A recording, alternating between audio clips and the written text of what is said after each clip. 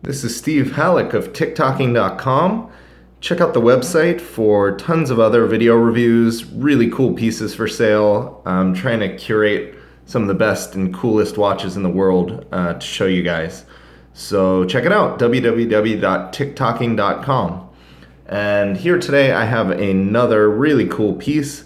This is a Francois Paul Journe, which is, as you know, one of my favorite brands. And today is a Centigraphe Souverain in a very, very rare combination of a platinum case with a rose gold dial. Normally you see these in platinum with the white gold dial or rose with the rose dial, but this is the platinum with the rose dial, which just really makes it pop and makes it a really cool watch. So let me tell you a little bit about it. First of all, just aesthetically, obviously you have these three big registers, and it is a chronograph.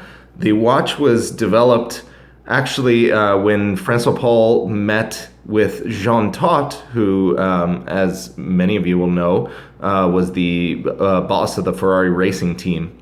And Jean Todt had this idea for this sort of ultimate race car timer, and that's how this watch was born. Now, also, Jean is the some sort of director of a charity in France that is for spinal research and diseases such as Alzheimer's and all sorts of nervous system related diseases. And 30% of all profits of the sales of the Centigraphs go towards that foundation. So that's kind of a pretty cool thing about it as well. But let's get into what it does. First of all, you have these big blued hands that are the time, clearly, hours and minutes.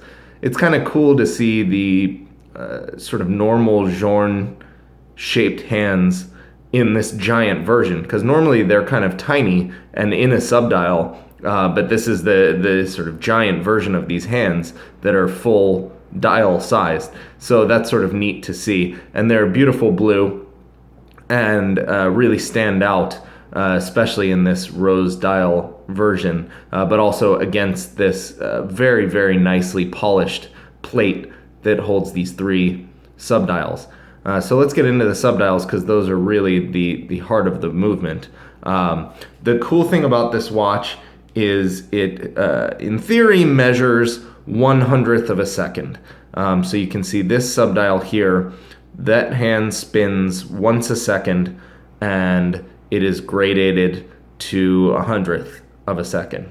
Now, the sort of nerd controversy with this watch is that the movement beats at 3 hertz, which means that it's theoretically capable of counting 1/6 of a second. So how do you count 1/100th of a second with a watch that's beating at 1/6 of a second? And the answer is that this hand, while it's only being propelled 6 times every second, it can actually be stopped anywhere along this dial. So it doesn't have to be in the middle of a beat or on a beat to stop. And in that way, it can stop any of these 100 markers and measure 1/100th of a second. So I'm going to start it in a minute, but you'll see that this one goes once a second. This hand runs by the second to 20 seconds, and then this hand counts 10 minutes in 20-second intervals. So there's a lot of movement on this dial when the hands get going. And just before I start, I'll show you one more cool thing, which is that, of course, most chronographs run with a start-stop pusher here at, just above or around 3 o'clock or 2 o'clock generally. And then they have a reset pusher down here at about 4 o'clock. But this watch has this rocker switch, which you push up to start and stop, and you push down to reset. And so it's all right here, which makes it really nice to start and stop and manipulate the chronograph. One more really cool thing about this movement is this big crown with the signature sort of knurled Francois Paul Jorn grip on it. This is by far the nicest FP Journe to wind that I've ever felt. You pull it out one click to get it into winding mode, and then it just feels really, really, really nice to wind. It's kind of heavy, and it winds very quickly, and it just feels great. So very solid feel to that. But let me show you the chronograph now. So let's start it.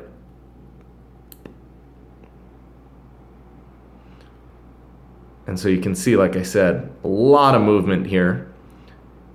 And this one's going around and counting the seconds to 20. This one obviously is your constantly moving dial that counts just to 1 second. And here we have each 20 seconds are being counted, so that'll count up to 10 minutes. Let's stop it. And we'll give it a go again.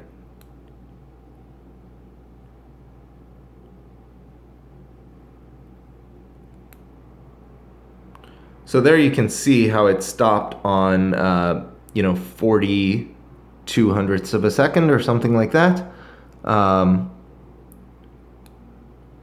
So it can stop on these random numbers. Of course, they're not. But ultimately, when you're talking in the hundredths of a second range, you're going to be limited by the human being actually doing the timing. None of us are accurate in timing things to 100th of a second by our reflexes. So that's always something to consider. But one more cool thing, this has a cool dance when you hit the reset. Normally, on a normal chronograph, the reset just immediately zeroes out all the hands, but check out what happens here. Oh, I hit it twice. Let me show you here.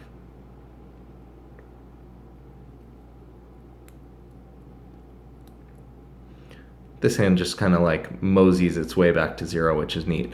Now, technically, the reason for that is pretty cool.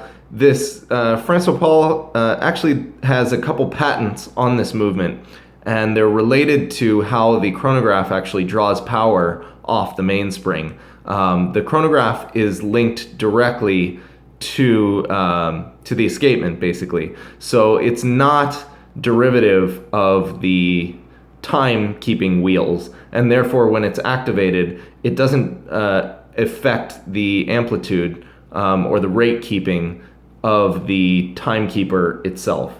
So that's kind of a neat invention, and there aren't a lot of chronographs that are unique in any way, but this is certainly a uniquely built movement.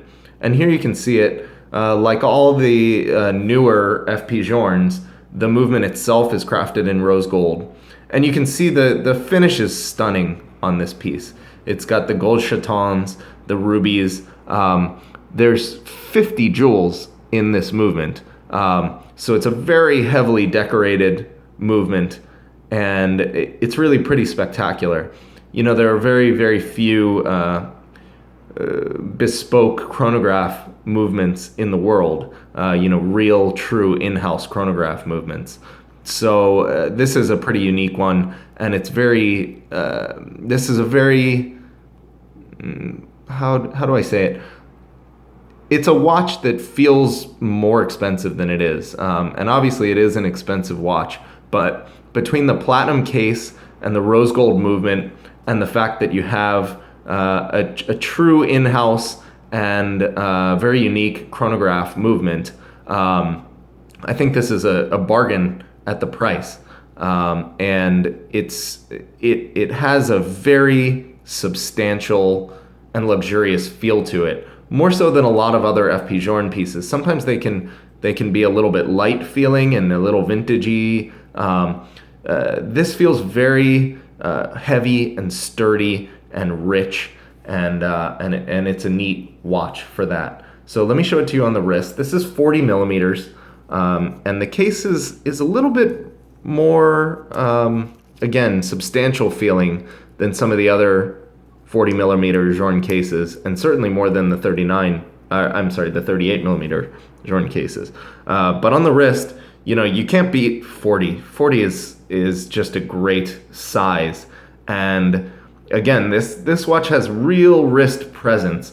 So even at only 40 millimeters, it wears like quite a big watch and certainly takes up the wrist. It's, in my opinion, a very, very, very nice looking watch and very classy, but at the same time, certainly attention grabbing. And I just love it in this platinum with rose gold dial variation. So let's watch the chronograph one more time just because it's so cool, and then we'll end off. Well, there you go. I hope you liked the review. This is the François Paul Journe Centigraphe Souverain in platinum with the really rare rose gold dial. And you can find this watch and many more at www.ticktalking.com. All right, thanks.